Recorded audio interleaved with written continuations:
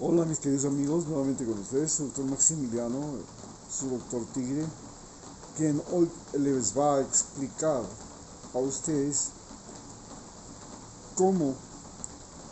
el turismo es lo más golpeado de la economía ecuatoriana en esta pandemia. Pues recordemos que el turismo significó o se llegó al colapso cuando se cerraron los aeropuertos, cuando se cerraron las carreteras. Esto ha significado que prácticamente el turismo se venga abajo. Y curiosamente en Ecuador ha habido una gran inversión nacional e internacional en turismo. Tenemos aeropuertos, tenemos puertos, tenemos carreteras, tenemos hoteles, restaurantes, bares, discotecas, tenemos miradores, tenemos inclusive en este momento pues tenemos el 30% del país continental como área protegida, que es justamente área protegida alrededor de volcanes como el Cotopaxi, el Chimborazo, que es área protegida en Galápagos, donde hay 200.000 kilómetros cuadrados y que es un área protegida donde lo más importante es esta fauna marina y esta fauna prehistórica del planeta Tierra que todavía se conserva en ese lugar, como las tortugas de Galápagos. Y todo este fenómeno significa que el turismo, donde el Ecuador tenía muchas de sus apuestas, inclusive gracias a esto de la electricidad, de la internet, de la televisión satelital, del celular, el turismo se tenía la esperanza de que fuera pues un gran ingreso económico,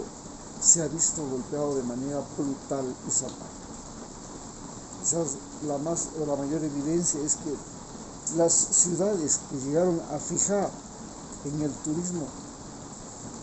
como principal actividad económica, estamos hablando de ciudades como Cuenca, ciudades como Manta, Galápagos, Quito, se han visto remecidas, se han visto trastornadas con la pandemia que les ha golpeado de manera brutal en el turismo. El Ecuador siempre pensó desde el comienzo de la historia que la agricultura, ganadería, o sea la tierra en sí, el uso de la tierra y la minería, el oro y el petróleo, serían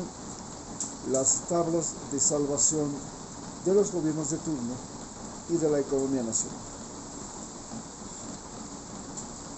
Recordemos que dentro de la minería nosotros empezamos nuestra historia como país como exportadores de oro. Inclusive la capital, Quito, fue menos importante durante buena parte de la colonia que la ciudad de Cuenca, donde estaba el centro de la explotación minera, y el oro que venía de Loja, de la Amazonía y de otras provincias como la provincia del Oro inclusive, eran lo más codiciado del país. Basta con recordar que los conquistadores españoles llegaron acá. Oyen ustedes la lluvia, así está lloviendo por aquí, feroz, en Quito, en toda América Latina, y estamos con desbordamiento inclusive de 5 ríos en la costa. Bueno, eso para cambiar de tema. Y volviendo al tema, recordemos que el oro fue el principal motivo de la conquista del reino de Quito. Cuando Pizarro llegó, buscó oro y encontró oro en gran cantidad con Atahualpa, que lo tuvo prisionero, y Benalcázar, que dijo: me voy a Quito, que era la segunda capital de los incas, la capital septentrional de los incas, pues no encontró oro y por no encontrar oro, inclusive terminó preso y murió en el barco que lo transportaba en calidad de prisionero por deudas al conquistador español de la capital. Es decir, el oro fue el motivo, razón y origen de la capital ecuatoriana y de Ecuador. Pero luego vinieron las tierras, la producción agrícola y la producción de telas, que se convirtieron en el recurso económico importantísimo de América Latina, porque recordemos que Venezuela,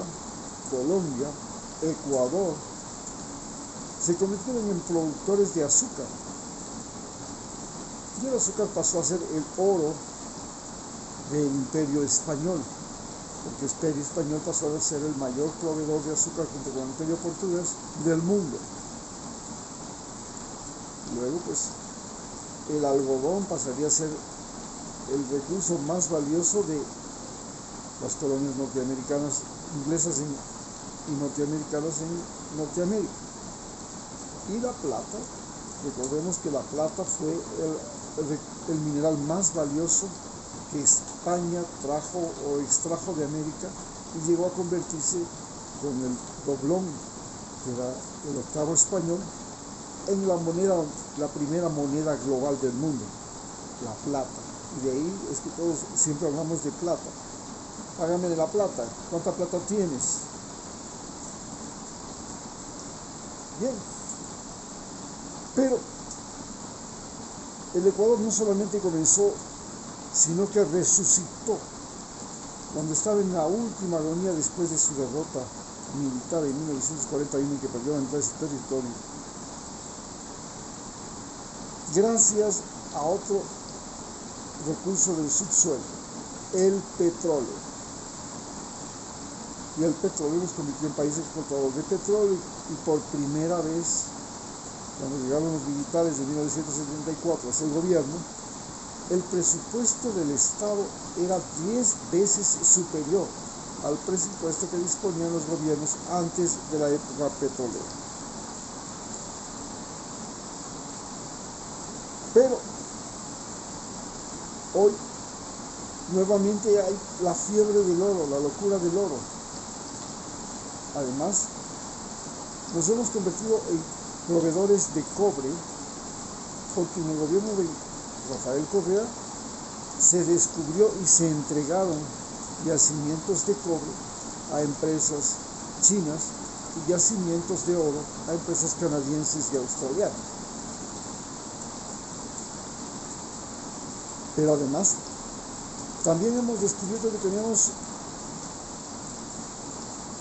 litio, tierras raras y titanio. Por el titanio, la gente en la costa se pelea cuando ven esas arenas negras que todos pensamos que están sucias, contaminadas, pero en realidad tienen el metal más duro de todos, que es el titanio. Pero esta explotación petrolera y minera del mundo se enfrenta a un problema. Recordemos que los metales han sido el elemento fundamental de las armas y de las herramientas del ser humano, y que gracias a los metales también tenemos que la construcción, por ejemplo, de refinerías, de edificios, inclusive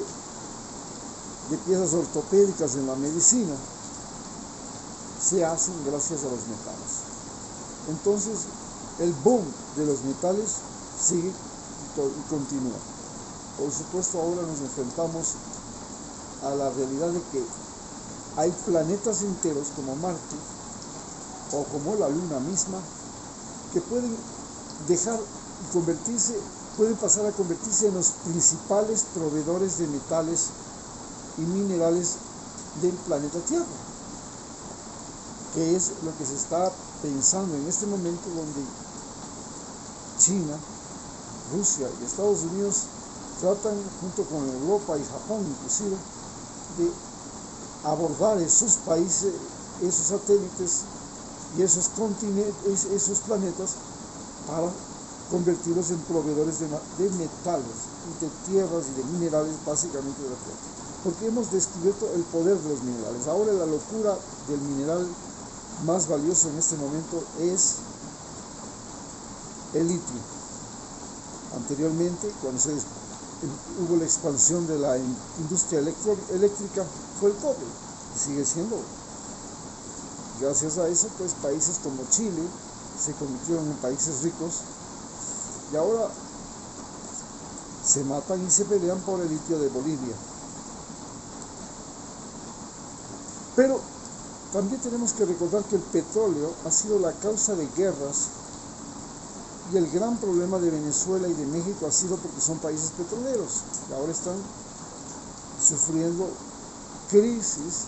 que con la pandemia se han multiplicado, porque Estados Unidos, que tenía el control de la industria petrolera de esos países, lo ha perdido. Y al mismo tiempo la guerra de Afganistán, la guerra de Irak, la guerra de Siria, la guerra con Irán, las guerras con Libia han sido por petróleo. El petróleo pasó a ser la sangre del mundo, pero resulta que como consecuencia de esto, de la industria petrolera y de los motores, especialmente motores de combustión, estamos viviendo la contaminación ambiental, y la contaminación ambiental señala al petróleo y al plástico que viene del petróleo como principales agentes causantes de la catástrofe que estamos viviendo en el planeta con el cambio climático. Por el contrario, después de que nosotros fuimos el gran país exportador de petróleo, y antes de ser de oro, y antes de serlo, de petróleo, ya fuimos un país exportador de productos agrícolas. Nos convertimos y hemos vivido, especialmente en el siglo XX, el boom de las exportaciones agrícolas, que empezó con el cacao a finales del siglo XIX, comienzos del siglo XX, y luego le siguió el banano después de la Segunda Guerra Mundial, y ahora tenemos el problema de la palma africana, tenemos el problema de las exportaciones agrícolas que quieren retornar a hacer exportaciones prioritarias en el Ecuador, pero esto nos llevó a la expansión de la frontera agrícola en zonas silvestres. La expansión de la frontera agrícola no solamente ha sido en las planicies de la costa o de la sierra, sino que ha invadido las estribaciones de las montañas, inclusive los páramos y la selva amazónica, produciendo el gran problema de la extinción. Ahora, los países que producen banano, flores, rosas, productos que se pueden cultivar en invernadero, van sacándole del camino a Ecuador, y entonces los mismos países árabes, que eran nuestros principales compradores de banano, gracias a los invernaderos comienzan a producir banano propio. Y otros países, gracias a los invernaderos, también comienzan a producir legumbres, flores, y entonces la tecnología hace que los cultivos hidropónicos, los cultivos de invernadero, con nuevas tecnologías, con nuevas genéticas, comiencen a ir sacando del mercado a los cultivos que se hacen sin esa tecnología en nuestros países. Por supuesto, tenemos el cultivo de las flores, que en Ecuador también se ha hecho con hidroponía, con invernaderos, con iluminación artificial, luces LED, luces, electricidad, en fin, goteos controlado, etcétera, etcétera. Se hacen ahora grandes renovaciones, pero Esas renovaciones permiten que, así como las fábricas que antes solamente estaban en los países desarrollados, migren a países como el sudeste asiático, la China, porque eran contaminantes y porque necesitaban mano de obra barata, y han migrado a México, han migrado a países como Ecuador. Estas industrias contaminantes que han sido sacadas de esos países y que han llegado a los nuestros y que se han convertido ahora en un problema, hacen que en cambio la agricultura, que antes lo hacíamos en grandes superficies de tierra, como las camaroneras, como la agricultura ganadera, la ganadería o la producción de flores, pueda ahora ser producida en los mismos países desarrollados. Y el día de ayer veía que una empresa ha creado, mediante este sistema de hidroponía, de invernaderos, con manejo del agua, del sol, de la iluminación, de la genética, de robots, con inteligencia artificial, plantaciones de tomates que ahora pueden producir lo mismo que producían enormes superficies de tierra que antes eran destinadas a la producción de tomates en áreas como California, el llamado oro rojo. Esto hace que la agricultura, ganadería e inclusive la pesca, que ahora se está comenzando a producir camarones ya no en piscinas camaroneras, sino en piscinas plásticas, donde se captura, se pone la larva y se puede controlar el agua, la temperatura, el antibiótico, necesita mucho menos antibiótico, el oxígeno diluido en el agua, en fin, todas las condiciones para que el camarón no sea amenazado ni por pájaros, ni por peces que se meten, ni por cangrejos que se pueden meter a la piscina camaronera, y todo esto que puede llegar a destrozar a una piscina camaronera está controlado. Y las piscinas camaroneras que ahora utilizan pozas plásticas o piscinas plásticas enormes, agua controlada, temperatura controlada, es decir, todo bajo control computarizado, con inteligencia artificial y manejo robótico, peor ahora que llega a la 5G, que la cosa va a ser mucho más dramática, más extraordinaria, más tecnológica, pues hacen que la producción de camarón ya no sea una producción que se necesita Ecuador como productor, sino que se puede producir en cualquier parte del mundo. Pero nos queda entonces el problema de que las plantas, los animales, las especies, que inclusive lo trajeron los españoles, como la vaca española, están en extinción. Cerdos traídos por los conquistadores españoles han sido reemplazados por otros cerdos, que ya son de producción industrial. Las gallinas, hasta los gallos de pelea, que antes había en todas partes, ahora están reemplazados por gallinas que vienen, esas gallinas coloradas o esos pollos blancos que están en todas partes y que han sacado a las especies domésticas. Y al mismo tiempo, la expansión de la frontera agrícola y ganadera, en el caso de Brasil, en el caso de Ecuador, con el palma africana, han creado un colapso ambiental y son ahora factores que provocan la extinción de especies. Pero además de eso, el Ecuador en este momento que se enfrenta a esta crisis, donde el presidente inclusive está prestando plata para que la gente se dedique a la siembra y producción de alimentos, cuando la siembra y producción de alimentos de forma artesanal que se hace en Ecuador, igual que la tienda de la esquina del barrio, están siendo